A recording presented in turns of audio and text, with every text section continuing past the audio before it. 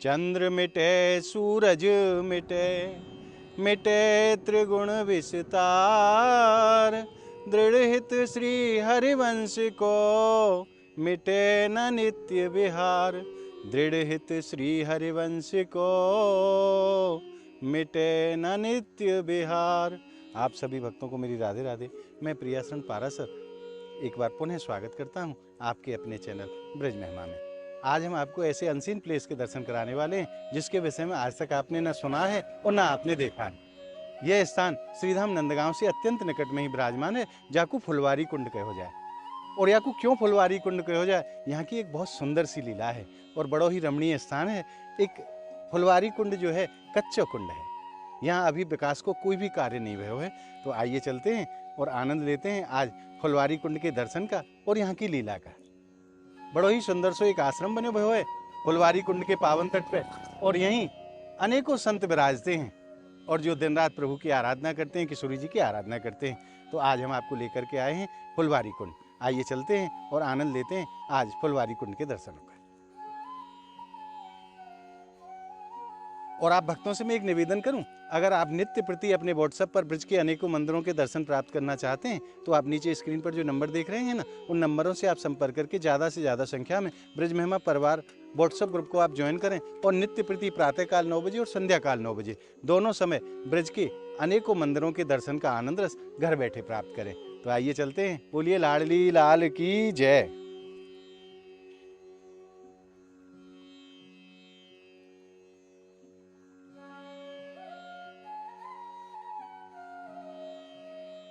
और यहाँ ठाकुर जी किशोरी जी को पुष्पन के माध्यम से श्रृंगार करे हैं। यहाँ अनेकों प्रजाति के पुष्प हुआ करते थे, इसीलिए इस जगह को फुलवारी कुंड कहा जाता है, क्योंकि फूल जहाँ ज़्यादा मात्रा में होते हैं उसको फुलवारी कहा जाता है।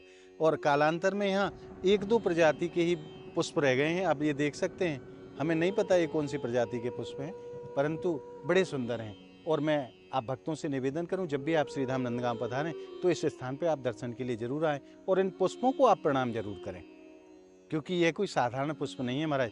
फुलवारी कुंड के अलौकिक पुष्प हैं जिनके माध्यम से ठाकुर जी ने किशोरी जी को श्रृंगार भी करायो है। और जो किशोरी जी के संग में यहाँ सखी आमे ही, वो अनेकों प्रकार के पुष्प चुन के यहाँ से ले जाएं, या लिए याकू फुलवारी कुंड का हो जाए। और आइए अब आनंद लेते हैं फुलवारी कुंड के दर्शनों का।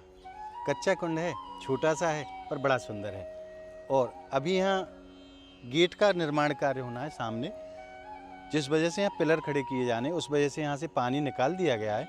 बाकी नहीं, पानी भरा रहता है इसमें। ये कच्चो कुंड है, कोई भी निर्माण को कार्य कालांतर में यहाँ भयो ही ना है। जब से ये यहाँ प्रकट है तब से यहाँ कोई भी विकास को कार्य नहीं भयो है अब तक, इसीलिए आप कच्चो कुंड देख रहे हैं। और जब यहाँ में पानी भर जाए, क्योंकि यह दास ने तो दर्शन करे हैं पानी भरे हुए कुंड के, महाराज बड़ा सुंदर लगे है। कच्चो है पर बड़ा सुंदर है। अभी जब गेट को निर्माण को कार्य यहाँ पूरा हो जाएगा, क्योंकि पिलर वगैरह खड़े करने तो पानी में पिलर खड़े करना बड़ा मुश्किल है, उस वजह से यहाँ बोरिंग के माध्यम से, ट्रैक्टर के माध्यम से पानी बाहर निकाल दिया गया है। और जब वो कार्य पूरा हो जाएगा तो पुनः इसमें पानी भर दिया जाएगा। ये वो स्थान है जहाँ हमारे प्रियाजी लालजू आज भी नित्य लीला करते हैं।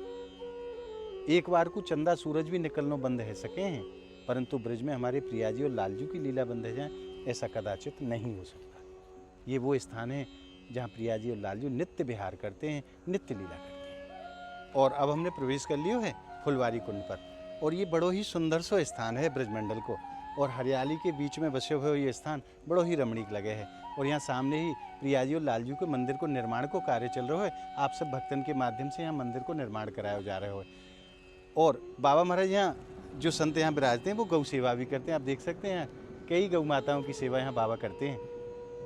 हरे भरे वृक्षों से घिरा हुआ फुलवारी कुंड बड़ा ही सुंदर कुंड है। और आइए, यहीं हनुमान जी महाराज विराजमान है। पहले हनुमान जी महाराज के आपको दर्शन कराते हैं, फिर यहाँ की लीला बताएंगे आपको, जो यहाँ सुंदर सी जो यहाँ की लीला है, और उसके बाद फिर आपको फुलवारी कुंड के दर्शन कराएंगे। आइए।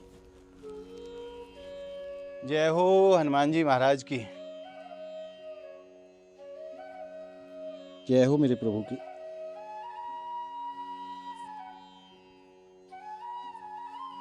और यहीं हनुमान जी महाराज के चरणों में बैठ कर के प्रभु की लीला को गुणगान करेंगे।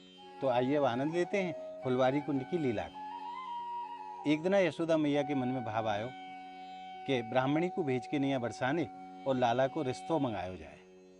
तो ब्राह्मणी को बुलवायो और ब्राह्मणी को बरसाने भेजो कि आप जाए के नैया कीर्ति मैया से निवेदन करियो और लाला के लिए रिश्तों लेके आओ। ब्राह्मणी जब बरसाने पहुंची तो जाए के नैया कीर्ति मैया को निवेदन करो कि मैया मैं नंद भवन से आई हूँ और यशोदा मैया ने अपने लाला के लिए आपकी लाली को रिश्तों मांगे है, तो आप हमारे लाला के लिए सगाई भिजवा दो। अब जब ये बात कीर्ति मैया ने सुनी तो कीर्ति मैया कहने लगी कि तुम्हारा जो लाला है वाको आपने रंग देखो है, आपको लाला तो कारो है और हमारी किशोरी जी तो दूध जैसी गोरी है, कहीं जोड़ी बलय है, और आपके लाला तो चोर भी हैं, आपको लाला चोरी कर तो दूर है, तो मैं रिश्तों नहीं करूंगी, ऐसे छोरा के संग मैं रिश्तों नहीं करूंगी किशोरी जी को। और ऐसो कह के नैया ब्राह्मणी को वापस भेज दिया। जब ब्राह्मणी ने आए के नैया यशोदा मैया से ये बात कही तो यशोदा मैया को बड़ो बुरो लगा और मैया बड़ी उदास सी है कि बैठी है। लाला शाम को गौचारण से जब वापस आए तो मैया को बैठी देखो कि मैया आप उदास क्यों हो, क्या बात है कि आज आप ऐसी उदास बैठी हो। वही लाला मैंने आज तेरे रिश्ते के लिए ब्राह्मणी को बरसाने भेजो हो और उन्होंने ऐसे ऐसे कह के नैया ब्राह्मणी को वापस भेज दियो है, बड़ो अपमान करो है मेरे। लाला कहने लगी मैया जब आपको ऐसो ही भाव है तो मैं आज आपको वचन दे रहे हूँ या बात को कि अब रिश्तों आप नहीं, रिश्तों बरसाने से आवे वो तेरी लाला के कार्य। और लाला वहां से आए कि नैया प्रातःकाल फुलवारी कुंड पे विराजमान है। बरसाने से किशोरी जी अपनी 8 सखियों को साथ लेके नैया लाला से मिलने के लिए नंदगाम पधारी फुलवारी कुंड। और हमारी किशोरी जी की जो सबसे प्रधान सखी है श्री ललताजू, वो ललताजू को एक ही उद्देश्य है कि काय प्रकार से प्रियाजी और लालजू को मिलन कराया जाए और इनके मिलन के बाद में जो इनको सुख प्राप्त हुए वह सुख को देख के नहीं जो हमें आनंद मिले वो आनंद हमारा है। तो यहाँ ललता जी के संग 8 सखियों के संग किशोरी जी पधारी और यहाँ यह चीज की मंत्रणा भई कि काय प्रकार से ये रिश्तों कराया जाए। तो ललता जी कहने लगी किशोरी जी आज जब शाम को आप घर जाओ ना तो कीर्ति भवन में जाए के नहीं आप गिर पड़ी और अचेत है जाइए और मैं मैया से कह दूंगी कि मैया आज तो किशोरी जी को काले नाग ने डस लिया। तो शाम को जब और ये पूरी योजना यह फुलवारी कुंड पे ही बनाई गई। जब शाम को किशोरी जी अपनी 8 सखीन के संग बरसाने पहुंची तो किशोरी जी कीर्ति भवन में जाके नैया बेहोश है गई। अब मैया को बड़ी चिंता है वे लगी किशोरी जी को देख के नैया कि ये का भयो आज लाली को। ललता जी कहने लगी मैया आज हम फुलवारी कुंड पे गए हैं नंदगाम और वहां कारो नाग किशोरी जी को डस गए है। अब तो मैया बड़ी बेचैन भई और अनेकों जहर उतारवे वाले जो हुए उनको बुलायो। जब उनने उपचार करो, अब उपचार तो जब हो जब वास्तव में सांप खायो हुए कहीं, किशोरी जी तो लीला कर रही हैं, तो वो लोग सब वापस चले गए और कोई उपचार नहीं कर पाए। तो ललता जी कहने लगी मैया मैं एक ऐसे जहर उतारवे वाले को जानू हूं वो निश्चित रूप से हमारी किशोरी जी के जहर को उतार दे। भाई जल्दी बता ललता ऐसो कौन है। भाई नंद को छोरा वो जहर उतारनो जाने। भाई कैसी पागलन जैसी बात कर रही है, वो कहा जाने जहर उतारनो। अरे मैया वाने तो कालिया नाग के जहर को भी उतार दियो। तो भाई तू ऐसो कर ललता तू वहां जा नंद भवन और लाला को बुला के लेके आ, काउ प्रकार से हमारी किशोरी जी को जहर उतरना चाहिए। पर मैया आपने तो सुबह जो ब्राह्मणी आई ही कल रिश्ते के लिए और बड़ा अपमान करके आपने वापस भेज दियो। अगर आप रिश्तों करने के लिए तैयार हों तो मैं वहां जा सकूं। अब मैया कहने लगी कि रिश्तों जैसो भी है कर दूंगी पर मेरी किशोरी जी के प्राण तो बचे। मैया ने हाँ कर दी कि ललता तू ठीक है तू बुला के ले आ, अगर मेरी किशोरी जी ठीक कर दी माने मेरी लाली ठीक कर दी तो मैं रिश्तों कर दूंगी। अब यह बात को सुन के नैया ललता जी मन ही मन बड़ी प्रसन्न भई और वहां से नंद भवन पधारी और लाला से आके कहो कि हे श्याम सुंदर आपकी जो योजना ही ना जैसी लीला ही वो लीला सफल है गई है और मैया ने आपको बुलाया हो आप चलो। अब लाला मान करके बैठ गए, हम नहीं जाएंगे वहां हमारा अपमान भयो है, हम कैसे वहां जा सके हैं। आपकी जो मैया है ना कीर्ति मैया ब्राह्मणी को बड़ो अपमान करके भेजो, हमको चोर बतायो और कारो भी बतायो हमें, हम नहीं जाएंगे वहां कछु हो। ललिता जी ने प्रार्थना करी, श्याम सुंदर कायकू आप मान करो हो, अब यह लीला को बड़ो आनंद आ रहे हो है, अब आप कृपा करके चलो। ठाकुर जी ने ललिता जी की बात मानी और वहां जाके पहुंचे। किशोरी जी अचित अवस्था में हैं, हाथ पकड़ के नैया देखने लगे और कहने लगे ये तो बड़ो भयंकर जहर है, जहरे तो मैं उतार दूंगा, पर जहर जब उतरेगो तो जो पास में खड़े हो वहां पे ये जहर चढ़ जाएगा, इतना भयंकर जहर है।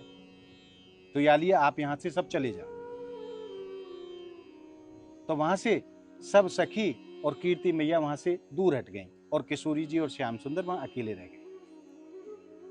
बाकी बाद में प्रिया जी और लाल जी को मिलन भयो है, हे किशोरी जी अब आप आंख खोलो, मैं आ गया हूं। स्वामी जी ने आंख खोली और पुनः ताली बजाए के नहीं श्याम सुंदर ने सबको बुलाया कि मैया देखो मैंने जहर उतार दियो है, अब किशोरी जी ठीक है। अब ललिता जी कहने लगी कि मैया जैसो आपने वचन दियो हो, अब आपको रिश्तो करना पड़ेगा। और तब मैया ने रिश्तो नंदगाम के लिए भिजवायो। ये जो लीला की जो भूमिका है वो यह फुलवारी कुंड पे बनी है। बड़ी ही सुंदर यहाँ की लीला है और बड़े ही सुंदर यहाँ के दर्शन हैं। हाँ भाई अब क्या बोलना है यहाँ? बता दो ये जो लीला है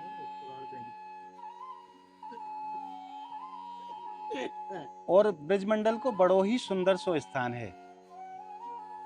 प्रभु दिन रात प्रभु आठों पहर ब्रज में लीला करे हैं। ब्रज में कहे हैं रसिक जन, यहाँ रज रज में राधा और कण कण में कृष्ण विराजमान है। आठों पहर यहाँ प्रभु की लीला होती है। प्रभु लीला करके गए नहीं, आज भी नित्य लीला करते हैं। और ब्रज के ऐसे पावन स्थान है महाराज जहाँ प्रिया जी और लाल जी आज भी नित्य लीला करते हैं। ये जो कथा है ना, ये मान मंदिर से प्रकाशित रसीली ब्रज यात्रा के अंतर्गत है, जो रमेश बाबा जी महाराज के आश्रम से प्रकाशित है। उसी में यह लीला को वर्णन विस्तार से दिए हुए हैं। तो आज आपने ब्रज महिमा चैनल के माध्यम से श्रीधाम नंदगांव के निकट में ही विराजमान फुलवारी कुंड के दर्शन प्राप्त करके हृदय में जो आनंद अनुभव करो है, वो आनंद आपको कैसे लगे आप हमें कमेंट के माध्यम से जरूर बताएं। और इस वीडियो को आप ज़्यादा से ज़्यादा लाइक करें, ज़्यादा से ज़्यादा भक्तों में शेयर करें, ताकि ऐसे अलौकिक और दिव्य स्थानों के दर्शन सभी भक्तों को सहज में ही प्राप्त हो सके। अगर आपने ब्रज महिमा चैनल को अभी तक सब्सक्राइब नहीं किया है तो ब्रज के ऐसे ही अलौकिक आनंद के लिए आप ज़्यादा से ज़्यादा संख्या में ब्रज महिमा चैनल को आप सब्सक्राइब जरूर करें और नित्य प्रति ब्रज के अलौकिक दर्शन का जो आनंद है वो घर बैठे आप प्राप्त करते रहें। तो मिलते हैं ऐसी ही एक और अद्भुत वीडियो के साथ। तब तक के लिए आप सभी भक्तों को मेरी प्रेम भरी राधे राधे।